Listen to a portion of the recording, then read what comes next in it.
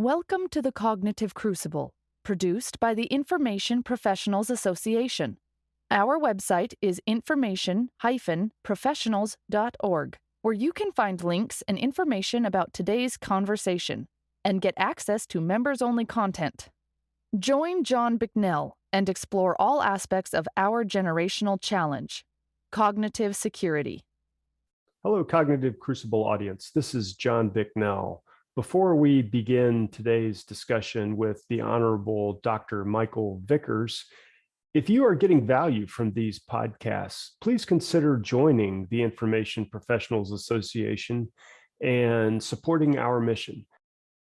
As an IPA member, not only do you get the personal satisfaction that you are supporting our mission, but you're also the first to find out about IPA-sponsored conferences such as the Phoenix Challenge and other initiatives that we have rolling out in the not-too-distant future. If you're not inclined to become an IPA member at this time, then please go over to iTunes and rate the show and leave a review, which will help our AI overlords deliver this content to others who will appreciate it as well. And now on to today's discussion. My guest today on the Cognitive Crucible is the Honorable Dr. Michael Vickers, who is the former Undersecretary of Defense for Intelligence and Assistant Secretary of Defense for Special Operations, Low Intensity Conflict, and Interdependent Capabilities. Mike is currently an Executive Vice President at In-Q-Tel, a principal with the Telemus Group, and an advisor and board member for several other businesses, nonprofit organizations, and academic institutions, including the Applied Research Lab for Intelligence and Security, also known as ARLIS. Some in our audience might recall that ARLIS co-hosted the Phoenix Challenge conference with the Information Professionals Association back in April of 2021. And IPA very much appreciates our deep relationship with ARLIS to engage on these information and cognitive related issues. Anyway, Dr. Vickers gave the keynote at the Phoenix Challenge conference. And so having him as a guest on this podcast right now is in response to the demand signal that we got from Phoenix Challenge conference goers to dedicate, to have Dr. Vickers continue talking about his experience and perspective on information and cognitive related challenges. So with that, Mike Vickers, welcome to the Cognitive Crucible. Good morning, John. Pleasure to be with you. Based on your multi-decade national security lived experience, what is your perspective on today's strategic climate? Well, it's the most challenging national security environment we've faced since arguably the Cold War, the bipolar competition with the Soviet Union, Soviet Empire. Or at least since the immediate days after the 9/11 attacks, whose 20th anniversary we just passed. It's, characterized by the return of great power competition, China and Russia, still intermediate powers like North Korea and Iran that see themselves as adversaries to the United States, and the global jihadist movement that just got a big shot in the arm from our withdrawal and defeat in Afghanistan. There's also in this environment, space is emerging really as a warfighting domain. Cyber has fully matured as an important operational domain. And then the bases of wealth and power are being transformed by emerging technologies that could have a big impact on strategic competition over the next 20 years or so. So we've really got our hands full. And then I would add to that in the democracy authoritarian competition, democracies are really struggling right now for a variety of reasons. Governance challenges, a polarized information environment that adversaries take advantage of. So it's a tough climate, and there's a perception that the US is in decline and that our adversaries can take advantage of us. And so national security professionals have their hands full. Right, for sure. Before we started recording, Mike, I checked out the website for the Telemus group, and you guys have on your website an interesting quote from Homer's Odyssey. Let me read the quote, and I'd love to get your reaction to it. Alas, now an ancient prophecy has been fulfilled. Telemus said all of these things would come to pass someday. And that is a quote from Homer's Odyssey. It is during the portion of the Odyssey where, for those who are familiar with it, Odysseus and his men were trapped in the Cyclops' cave, and they blinded the Cyclops, and then they fooled the Cyclops to get the Cyclops, or to get out of the cave and back on their way. Could you map that little story onto today's strategic climate? Sure. Well, my colleagues, Jim Thomas and Bob Martinage, who co-founded Telemus, used the quote to emphasize the importance of strategic foresight for future warfare and strategic competition. Telemus is really in the strategic consulting business, mainly for the Department of Defense. But it has other meanings too in the blinding of the Cyclops. And that is, if you see the Cyclops as the United States, our adversaries are in various ways are trying to blind us or not having us pay attention to them. So, in the China case, we pursued a strategy that ended up not working very well. And now there's a consensus that we need to change that strategy. I would say a bipartisan consensus now. And the Chinese strategy was set in place by Deng Xiaoping, who succeeded Mao a long time ago, which is hide your capabilities and bide your time until you're ready. You have all the power you need. And that is a sense of sort of blinding the Cyclops by some form of deception. The Russians, of course, use information warfare against what they perceive as their main threats, Europe and the United States, and taking advantage of divisions in our society to weaken our will and blind us another way. And then other adversaries use deception as well. So it's given the importance of information influence operations now, it's certainly a relevant quote. Right. And I think also part of the Odysseus story, or that sub story within the larger epic. Ironically, I guess the Cyclops only really sees what's going on after it has been blinded, and so the analogies with today's American problem, or our landscape, are there are many analogies. Yeah, absolutely. Well, potential for strategic surprise and then unforeseen consequences of actions, like perhaps what we just did in Afghanistan. So you're right. We hope we're not as unfortunate as the Cyclops in terms of being surprised. Right.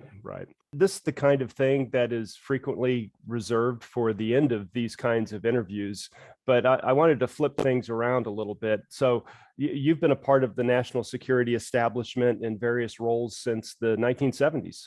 What advice would you give to a young military service member or other national security professional who is just starting out today?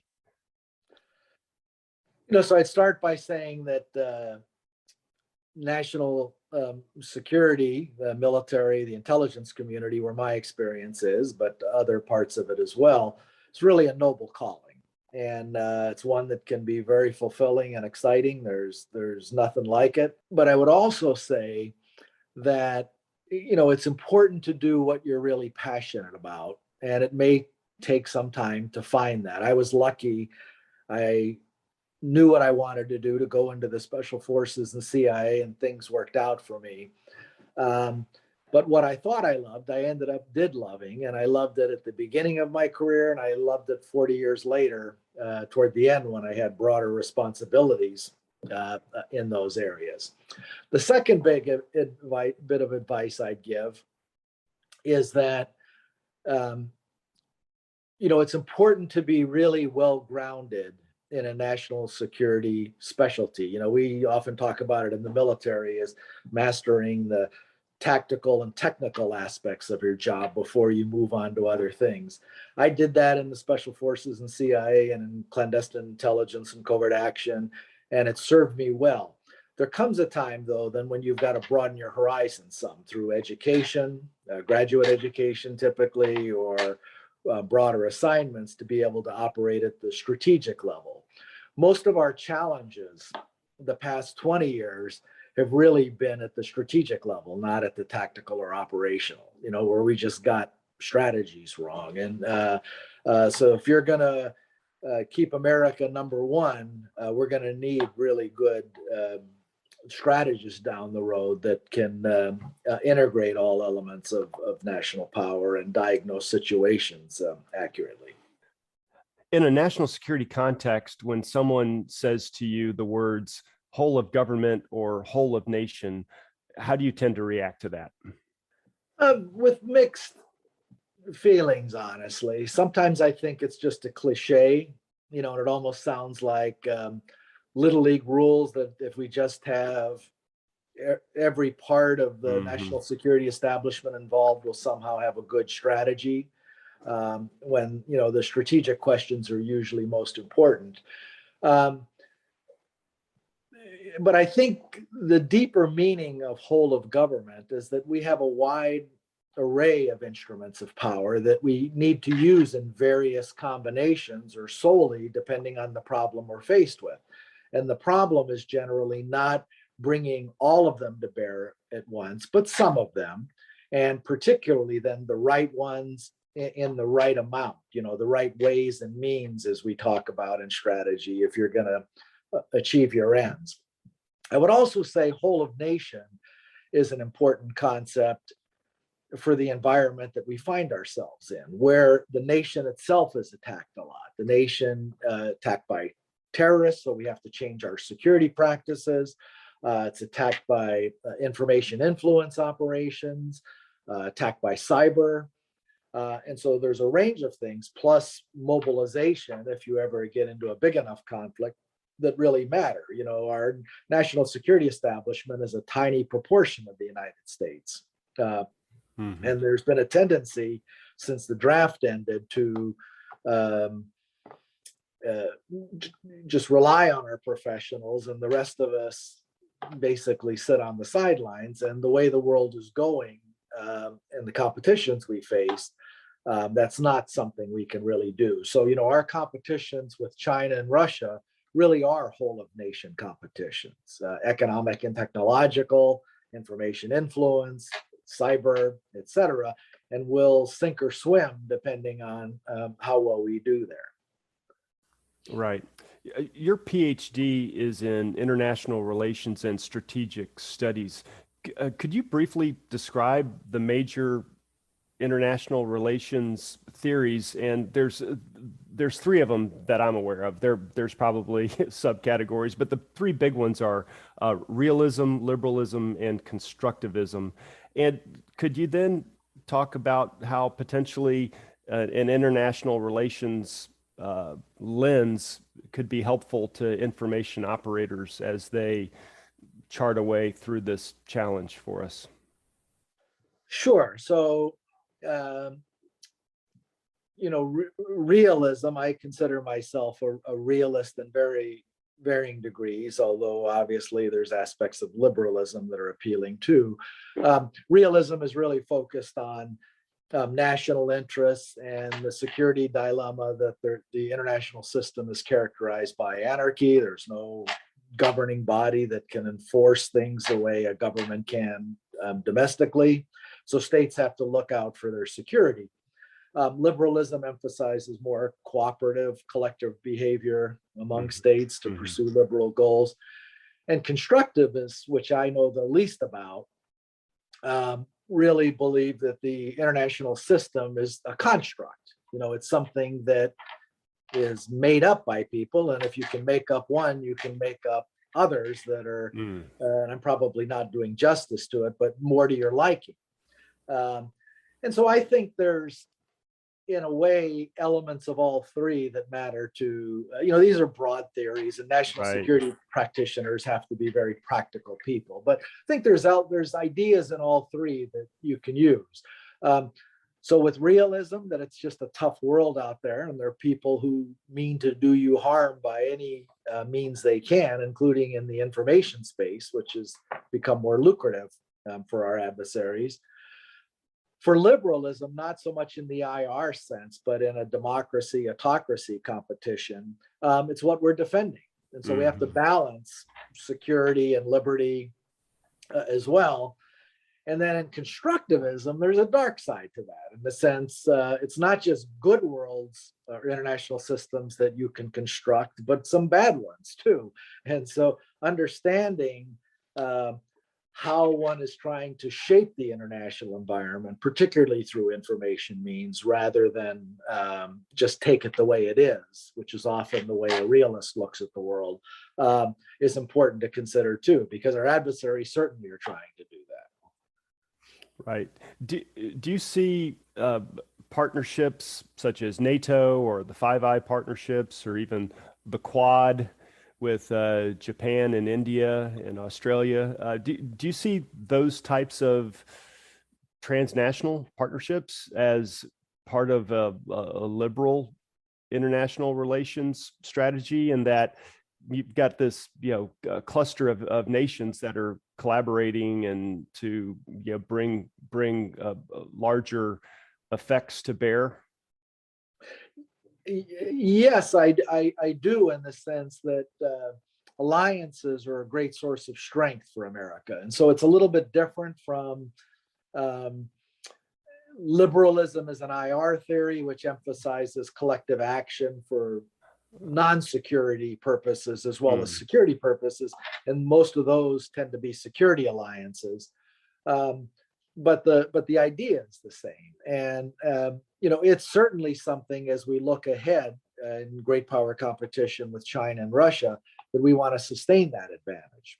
So states in East Asia immediately, Japan, South Korea, others in Southeast Asia, and then India, and of course Australia, one of our 5R partners, are very important in the competition with China.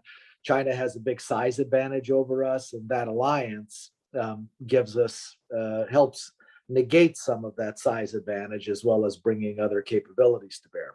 And then obviously Europe and Eurasia with Russia as well. So they're very important sources of American advantage. I would also add, in the counterterrorism wars, where I've spent a lot of my time the last 20 years, a global counterterrorism network that we built of some 100 nations allows us to disrupt plots a lot of times in the planning stage. And so it's a tremendous source of American advantage across a range of actors and contingencies. Right.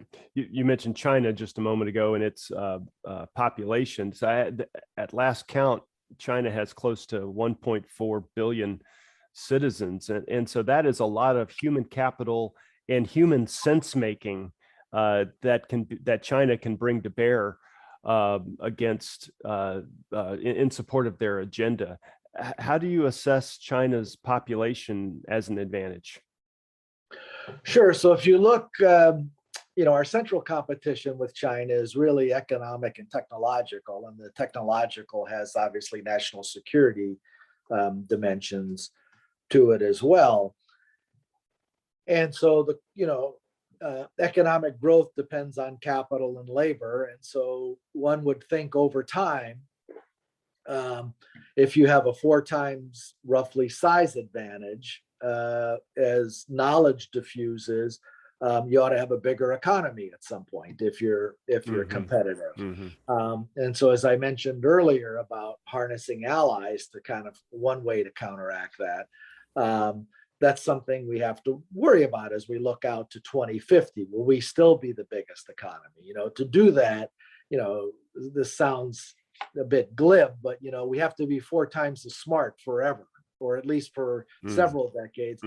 That's not something you can bet on easily. Now, with the one-child policy, China has got bigger demographic challenges than the United States has, and plus our openness to immigration. And so it may level out a bit over many, many decades, but China's population could shrink by half, for example, by the end of the century, based on current projections. But the next 20 or 30 years, it may give them an advantage. And then if you look in the area of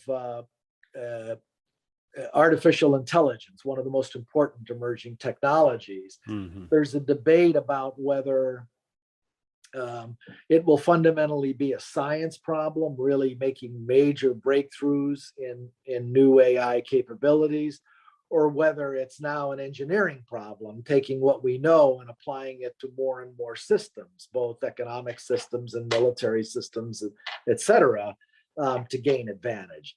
If it's an engineering problem, China may have an advantage. They have more engineers in this area. If it's more science or inventiveness, at least for now, maybe the United States will have an advantage.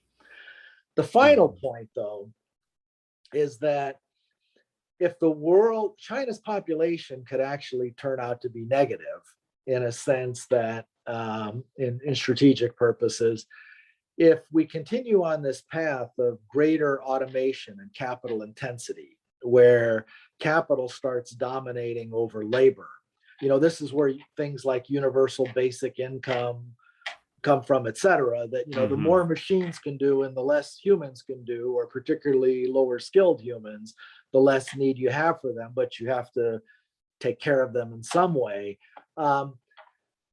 That can lead to political dissatisfaction, political instability, et cetera. And so the United States may turn out to have some advantages in that area in a more capital intensive world than China might, but we'll see.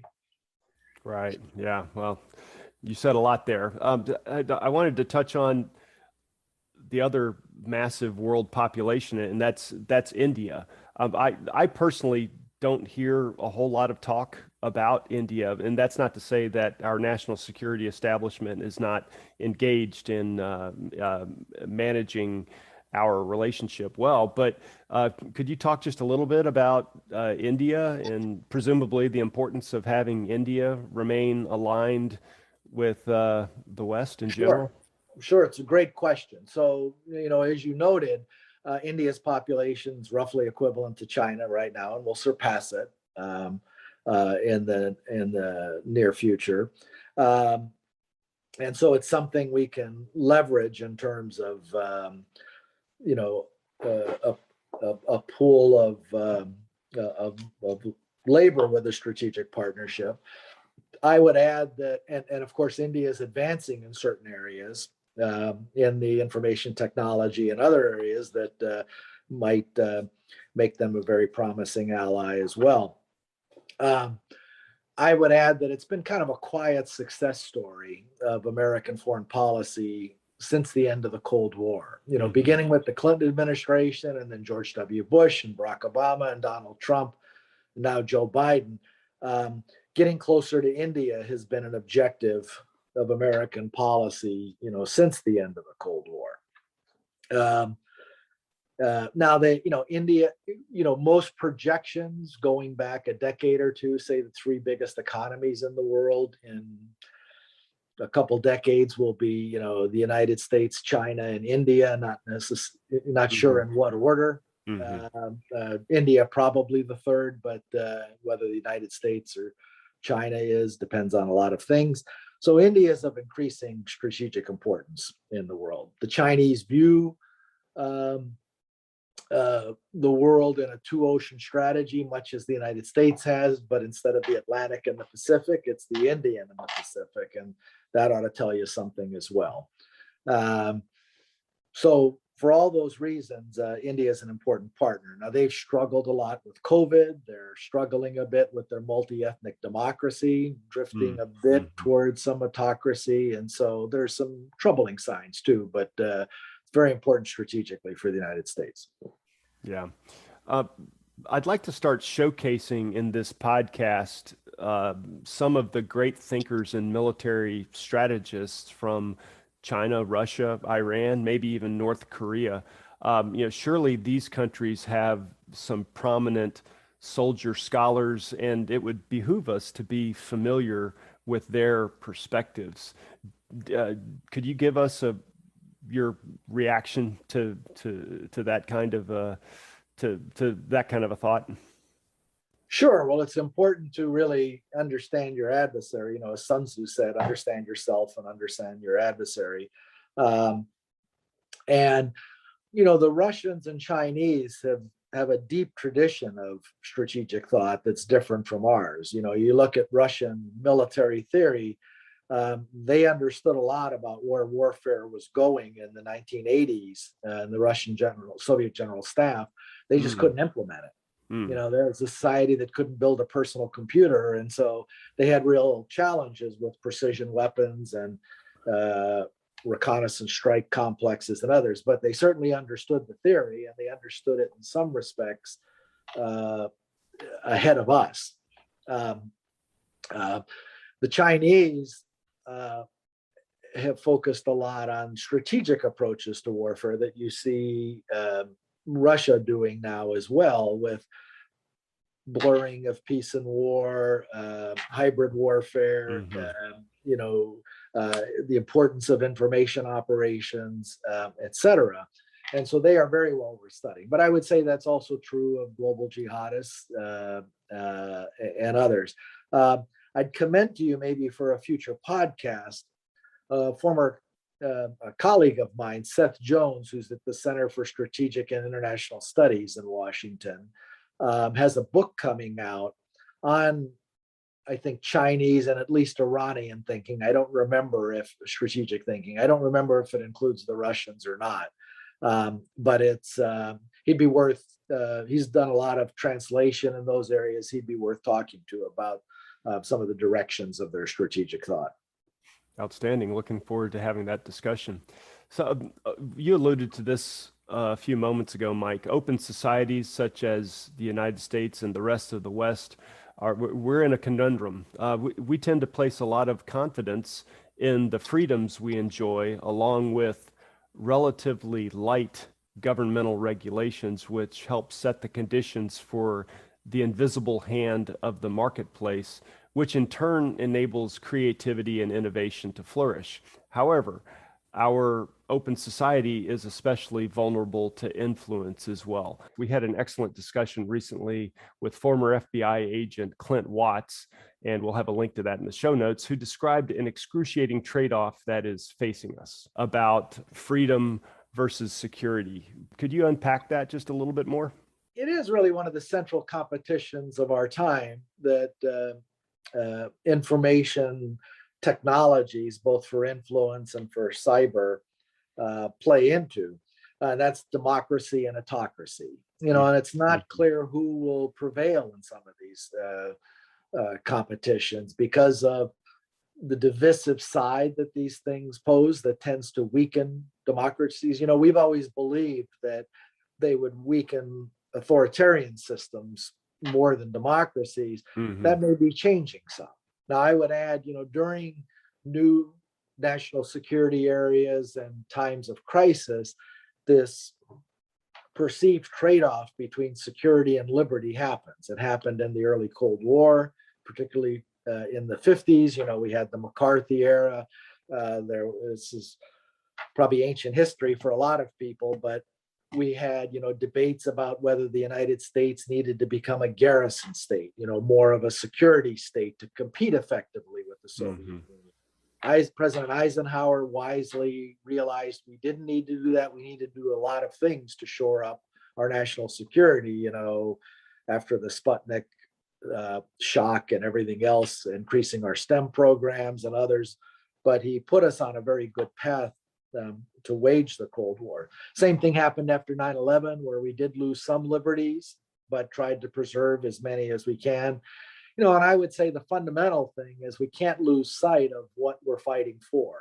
So there's a red line there about liberty that you really don't want to cross. And if we've learned anything in the past few years, it's that even our democracy is more fragile than we would like to think, and we need to find ways to strengthen that, not weaken it.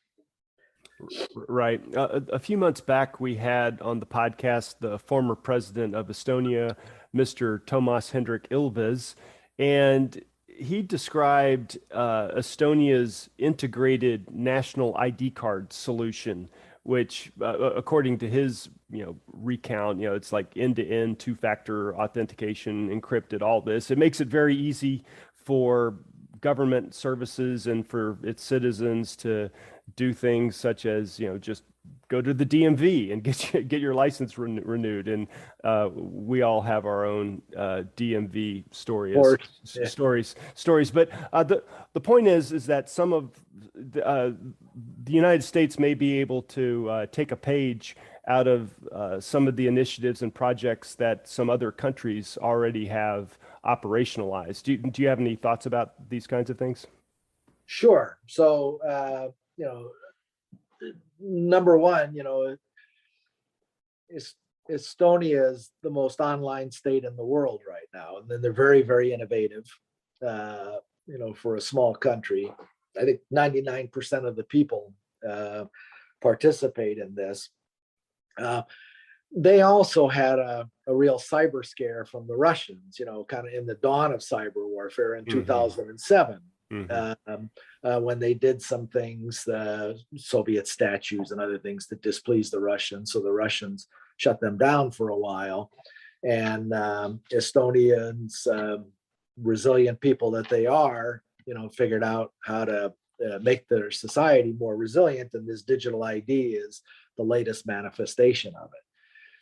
It goes beyond our real ID that we've put off now till 2023 to that'll be required for air travel or another form like a passport. With more of protecting your digital identity, as I understand it, using blockchain. Blockchain is really this revolutionary technology that has applications well beyond cryptocurrency. They've had some challenges with it, as I understand, in implementation.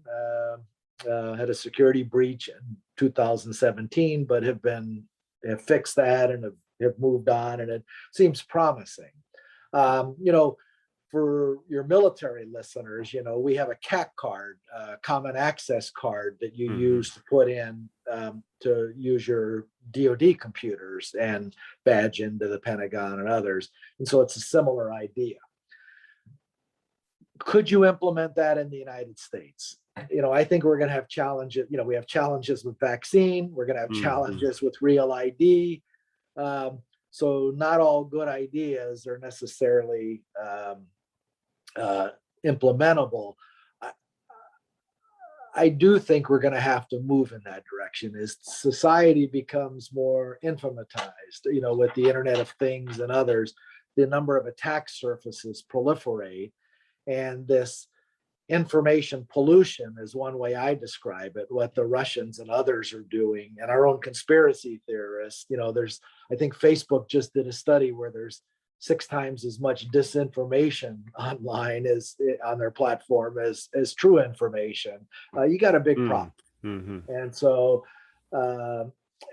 authenticating that and sorting it out for our citizens, I think, is important. And that's back to your whole nation question earlier. This is one aspect of it that I think, I hope we eventually get somewhere like that where truth can prevail over disinformation, but the jury's out. Right. So you left the Pentagon, I believe, in 2015. Is that about right? Yep. Yeah. End of April 2015. Yeah. So a lot's happened between now and then. So given the evolution of the strategic environment with respect to information and influence, if you were back in government now, what would you do differently now, or how would you approach things today? Yeah, so specifically with respect to information and influence, Russia's behavior got more aggressive after Putin came back to power in 2012 with Ukraine first and then Syria.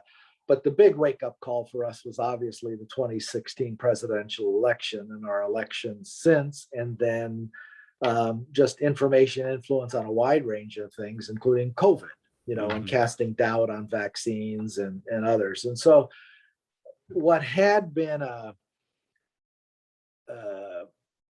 niche area in terms of strategic competition has really become central for us, I think. And so I would certainly be paying more interest to Russian information influence operations and trying to develop means to counter it.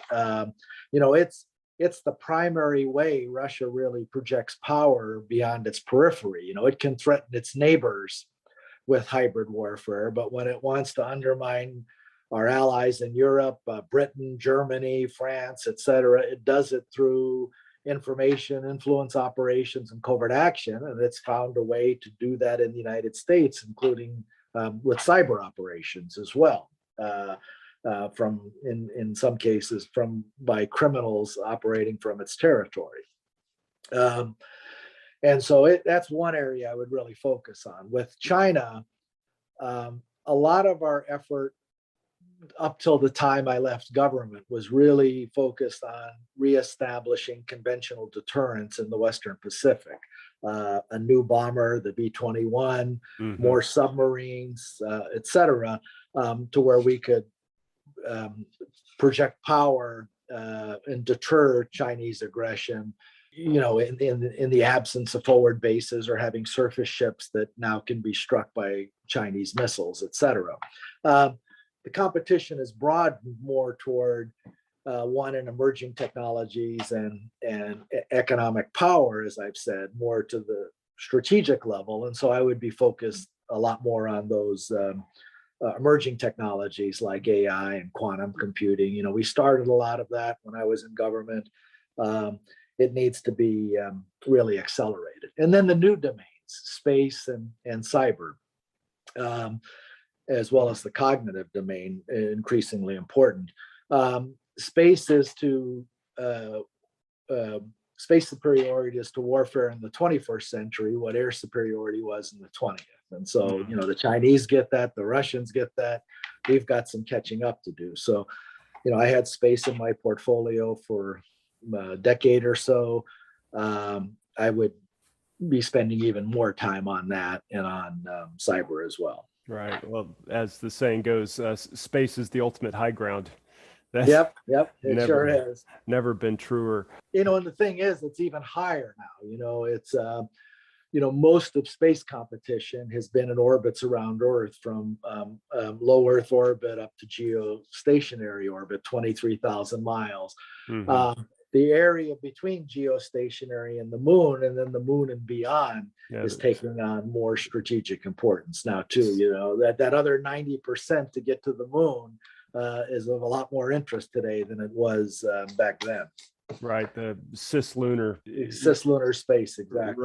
Right. We're expecting a lot more traversing of that space, if you will. Yep. Last question. During the Phoenix Challenge conference, you made the point that you think that information operations should be its own domain. Could you give a beat on supporting that claim? Sure. So I think it gets lumped in with cyber a lot, but it really is very different.